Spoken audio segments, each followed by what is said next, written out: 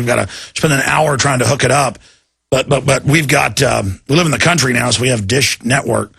And, man, their high-def channel, I don't know how they're compressing it, but on that TV, it was like reaching into the screen on the Science Channel, talking about the universe and how it was created and the graphics. It was just amazing. But so there is some good stuff on television. I actually watched like 3 or 4 programs and wasn't brainwashed or told how evil the Second Amendment was or anything. Wow, there is some hope. But going back to John in Australia, finish your point about that, my friend? Yes, the point I was going to make is I just want all your listeners today just to hear that you in the United States are living in an absolute media bubble. You are basically spoon-fed what you are meant to hear, and that's it in a nutshell. And I got to tell you, the people here in Australia are pretty wise to what's going on. They're trying to pass this carbon tax here. And, we see a little bit on the news, but it's almost laughable. People are asking, well, what do we need this for? And just people know what's going on. They've tried 3 separate times, and it keeps bringing down the governments. And then the next government does it because they've got orders, even though it politically destroys them. And the Aussies are starting to really get woken up and get angry, and that's good news. Listen, they were. As soon as I first got here, they're all asking me, hey, is 9/11 a conspiracy? What do you think? And I'm just like, at that point, my point on it was, well, I didn't have all the answers. And I don't know that any of us are going to really have all the answers. But, it's kind of the old adage of if it looks like a duck and it quacks like a duck, well, then it's probably a duck. So, thankfully you're, tuning everybody into to really what's going on here. All you got to tell Aussies is this.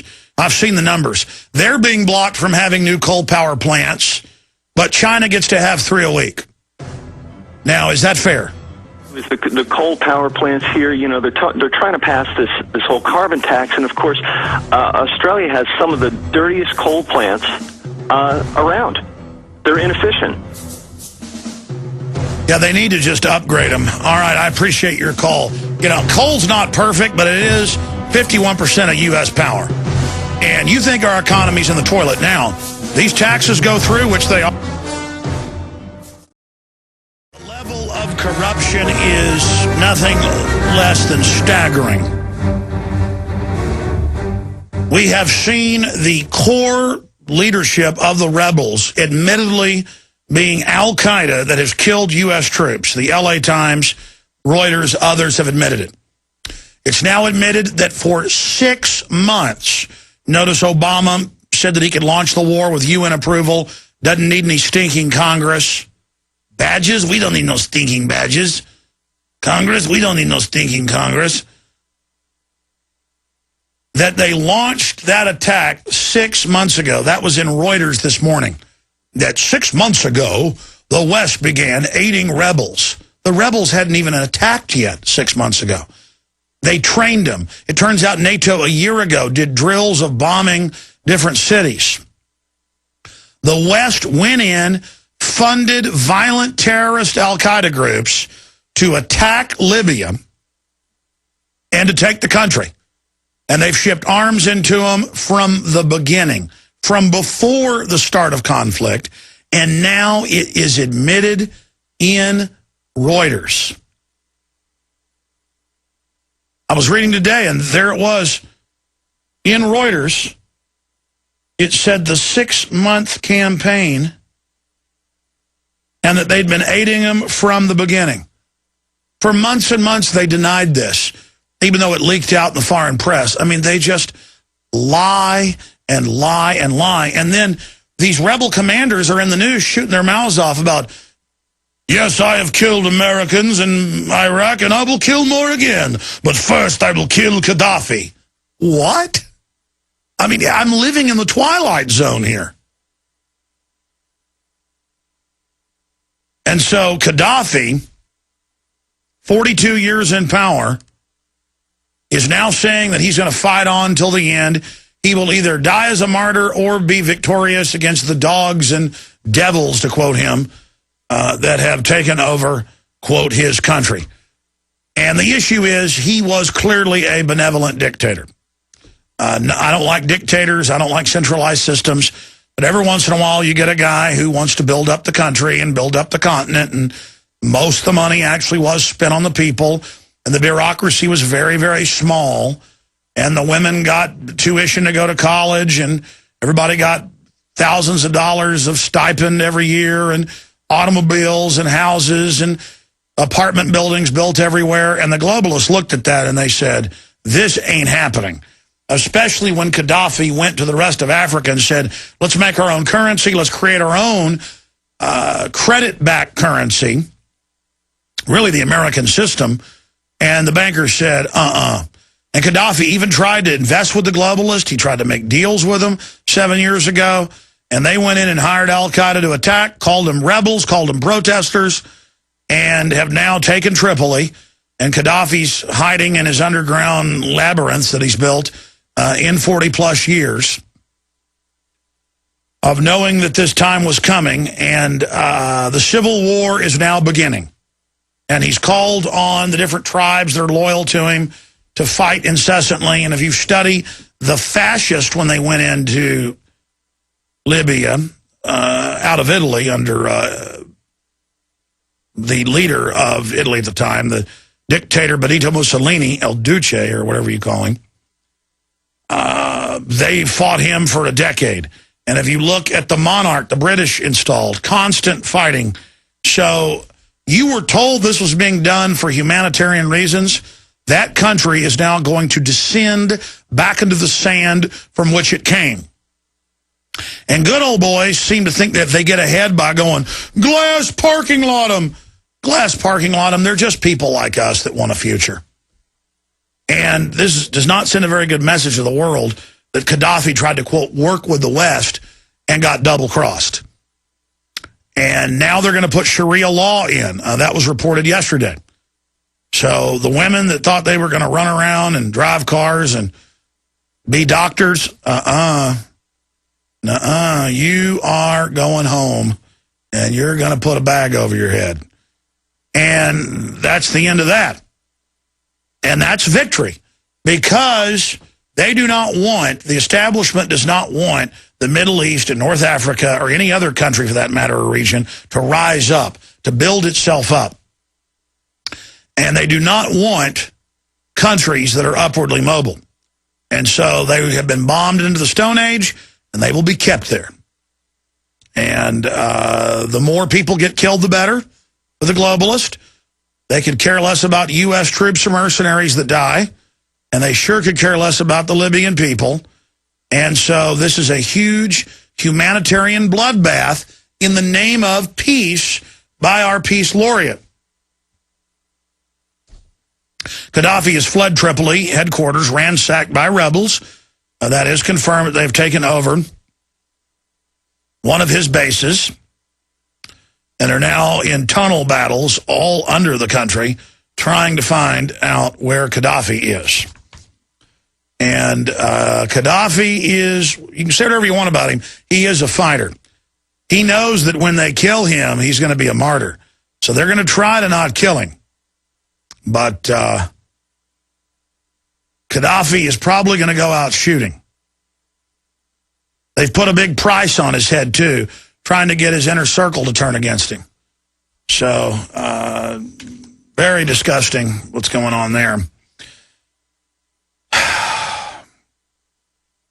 In some of the other news, it's been confirmed that the Green Square video that you were shown 3 days ago, the rebels occupying it, was fake and was shot in another country. But it worked. The Libyans saw that and thought, oh, the city's been taken. And the special forces that were inserted, creating havoc, were able to create enough fear to get Gaddafi's forces to basically run around a wild goose chase looking for him long enough for the rebels to converge and start destroying government buildings and basically panic and rout Gaddafi's forces. So they just kept trying the same psyop over and over again until it worked. Now, here's the big issue of the day, and I really should have opened the show with this. I think I mentioned it, but I should probably shoot a special report on this alone, because this is the threat I've seen from the beginning. They corner Gaddafi. He could really activate some previously paid off sleeper cells, similar to the sleeper cells that attacked in Tripoli and linked up with the flotilla that came in the night with the Arab al-Qaeda fighters backed by British SAS, French commandos, U.S. commandos. They could activate real sleeper cells in the West, blow some stuff up, which is basically giving the globalist, if Gaddafi does that, a big present. Which makes me think that's why Gaddafi hasn't launched nerve gas or hasn't attacked Europe, as he threatened to do, because then that will only legitimize some of this. So they'll probably do it. I guarantee you they're looking at staging stuff. I don't know if they're going to pull the trigger and blaming it on Gaddafi to then legitimize it. Well, see, he's a terrorist. He blew up a school bus. If Gaddafi was really going to do things, he'd have sleeper cells to target politicians here. You know, sleeper cells that would wait, say, a year, or go after certain bankers or certain oil company heads. But the truth is, most of these countries don't really have terror forces. They don't have special forces. They don't have sleeper cells. That's America that has that, because we're not America. We're run by the bankers. And they have sleeper cells, blow stuff up, and blame it on whoever they want to invade next. So the truth is, you never know who's really staging these things. You sure know who's got scripts out in minutes, though, to capitalize on these events, don't you? Yep, our whore media. Nuclear expert warns of Libya dirty bomb. Ooh, dirty bomb. They're going to get you. A research center near Tripoli has stocks of nuclear material that could be used to make a dirty bomb. A former senior UN inspector said on Wednesday, warning of possible looting during turmoil in Libya. Oh, yeah, that's the other narrative. Al-Qaeda, that's the good Al-Qaeda. There's bad Al-Qaeda, and our media says then there's loving good Al-Qaeda. Now, loving good Al-Qaeda is real Al-Qaeda that's actually killed U.S. soldiers in Iraq. Then there's the bad fairy tale Al-Qaeda that supposedly carries out the terror attacks. But they're saying that the bad Al-Qaeda might get the fissile material that a CIA officer was caught 4 months ago trying to give to the Pakistani Al-Qaeda. But the ISA stopped them before they could do that frame up. And so now they're saying that somebody could get it and dirty bomb us. And then they'll tell us that it came from Libya and Muammar Gaddafi and Al-Qaeda, because he works with Al-Qaeda, don't you know? He was the guy to first put out an Interpol arrest warrant for him in '96, and then they tried to have Al-Qaeda assassinate him. That's all confirmed. But see, he's Al-Qaeda. That's why Al-Qaeda just took over the country, because they're fighting who they work for, Muammar Gaddafi, because the television said so. Seeking to mend ties with the West, Libyans Muammar Gaddafi agreed in 2003 to abandon efforts to acquire nuclear, chemical, and biological weapons, a move that brought him in from the cold and helped end decades of Libyan isolation. And the setup, you know, Gaddafi really sold out to the globalists. Before, he kept most of the wealth and gave it to the population and kept some for himself. In the last 8 years, he did start giving it to the bankers. And you see how they repaid him. Just like they're going to repay all you U.S. military people by taking your pension funds. Same thing for you mercenaries. But hey, so they're now saying Al-Qaeda, Libya, you're going to get us. But we're like, but Al-Qaeda is the group you brought in. Well, still. Yeah, our story's up at drudgereport.com on the right-hand side. Cops confiscate cameras at Ohio Congressman's town hall.